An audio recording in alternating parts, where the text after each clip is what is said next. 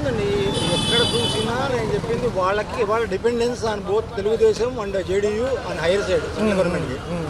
So కాబట్టి ఇక్కడ ఏంటంటే ఈ రెండు స్టేట్లని ఖచ్చితంగా కాపాడుకోవాల్సిన బాధ్యత సెంట్రల్ గవర్నమెంట్ ఉంది. ఎందుకంటే లేకపోతే వీళ్ళ కోపంలో వస్తే వీళ్ళైనా కాస్త ఇచ్చేస్తే కనుక వాళ్ళకి అక్కడ మెదటికే మోసం వస్తుంది.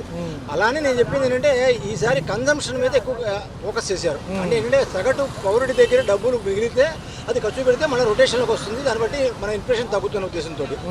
ఆ పాయింట్లో నేను చెప్పింది వాళ్ళు చేసిన పాయింట్ కరెక్ట్. ఎందుకంటే ఎప్పటి నుంచో మధ్యతరగతి కుటుంబీకులు అప్పర్ మిడిల్ క్లాస్ వాళ్ళు ఇన్కమ్ ట్యాక్స్ స్లాబ్స్ గురించి వెయిట్ చేస్తున్నారు. అది ఈసారి ఈ బడ్జెట్లో కొంత కనికరించినట్టుగా కనబడుతుంది నిర్మలా సీతారామన్ గారు మన మీద. అంటే సార్ 2027 జమిలీ ఎన్నికలకి ఇదేమన్నా కొంచెం ముందు కసరత్తు అంటారా? ఇలాంటి ఏమన్నా బెనిఫిట్స్? అంత జమిలీ ఎలక్షన్స్ అనేవి అంత ఈజీ కాదు సార్, అంత గబ్బుకునేవి పెట్టలేరు. అదే ఒకవేళ యాక్సెప్ట్ అయిన దగ్గర ఢిల్లీ ఎలక్షన్ జరగవు. సో కాబట్టి అలా ఏముంటుంది సార్, అంత ఈజీ అయిన టాస్క్ కాదు గవర్నమెంట్ కూడా. సార్ ఇప్పుడు ఇవాళ ఏ గవర్నమెంట్ అక్కడ సెంటర్లో ఉన్నా కానీ నేను చెప్పి అందరికీ కత్తి మీద సాములు అంటే వ్యవహారమే. ఎవరు కూడా యూనిలాటరల్ డెసిషన్ తీసుకుని డబ్బులు చేసే పరిస్థితి లేరు.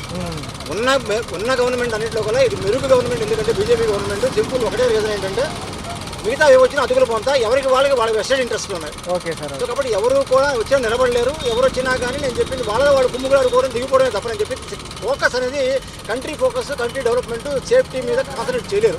అట్లీస్ట్ బీజేపీ గుడ్డిలో మెల్ల ఏంటంటే ఆ పని చేయగలుగుతుంది. అంటే సార్ కొనుగోలు శక్తి పెంచడానికే ఇవన్నీ అంటున్నారు, చూడొచ్చా ఈసారి? డెఫినెట్గా పెరుగుతుందండి. ఎందుకంటే అది ఆ మెయిన్ పర్పస్ అది. బడ్జెట్ ట్యాక్స్ ఎగ్జామ్షన్ ఎందుకు ఇచ్చారంటే మధ్యతరగతి కుటుంబీకుని కొంచెం పెంచడానికి కోసమే ఇచ్చారు. ఖచ్చితంగా ఇది ఖచ్చితంగా చేయూతిస్తుంది, కొనుగోలు శక్తి పెంచుతుంది. అందుకనే ఏంటంటే యాక్చువల్గా ఆ దిశగానే ఈ బడ్జెట్ ఉందని మనం భావించాలి. మన రాష్ట్రాలకు సంబంధించి 8 నెలల పాలనలో పథకాలకు కొంచెం సమయం పడుతుంది అంటున్నారు. నిజంగా ఎంతవరకు ఇవ్వచ్చు ఉచితాలు? ఖచ్చితంగా పడుతుందండి. ఎందుకంటే ఇంతకుముందు టోటల్గా బ్యాంక్రప్ట్ అయినాం, మన స్టేట్ బ్యాంక్రప్ట్ అయింది. ఏ పరంగా చూసినా కానీ అభివృద్ధి అనేది పూర్తిగా ఉండిపడింది. ఖచ్చితంగా తెలుగుదేశం గవర్నమెంట్ కూటమి ప్రభుత్వం ఏం చేస్తుందంటే ఆ డైరెక్షన్గా ఆ దిశగా ఒక సరైన అవగాహనతోనే వెళ్తుందని నేను పర్సనల్గా భావిస్తున్నాను. ఏదైనా 4 years చూడాలంటారు? డెఫినెట్గా చూడాలి, డెఫినెట్గా పడుతుంది, టైం పడుతుంది. ఎందుకంటే బాడీ చేసిన తొందరగా బాగు చేయడం కుదరదండి ఏది కూడా. Destruction is more easier than the construction. ఈ లోపల పోలవరం, అమరావతి, విశాఖ ఉక్కు ఇవన్నీ హెల్ప్ అవుతాయి సార్? డెఫినెట్గా వెళ్తాయండి. ఖచ్చితంగా పోలవరం మంచి డైరెక్షన్లో వెళ్తుంది. విశాఖ ఉక్కుకి ఆల్రెడీ ప్యాకేజ్ ఇచ్చారు, దానికి అది కూడా మంచి డైరెక్షన్లో వెళ్తుంది. సో కాబట్టి ఖచ్చితంగా they are going in the right path only. That is the only అపరెంట్గా బయటకు కనబడేది అంటే అలా కనబడుతుందండి. ఖచ్చితంగా వాళ్ళు మంచి డైరెక్షన్లో వెళ్తున్నారని భావించాలి మనం. అది ఖచ్చితంగా ముందుకు ఆ సభ్య తీసుకునే మనందరం కూడా వెళ్తున్నామని భావించాలి. పరిస్థితులు ఎలా ఉన్నాయి? బడ్జెట్లు ఓకేనా? ఆంధ్రప్రదేశ్కి వచ్చే 4 ఏళ్ళు ఎలా ఉండబోతుంది?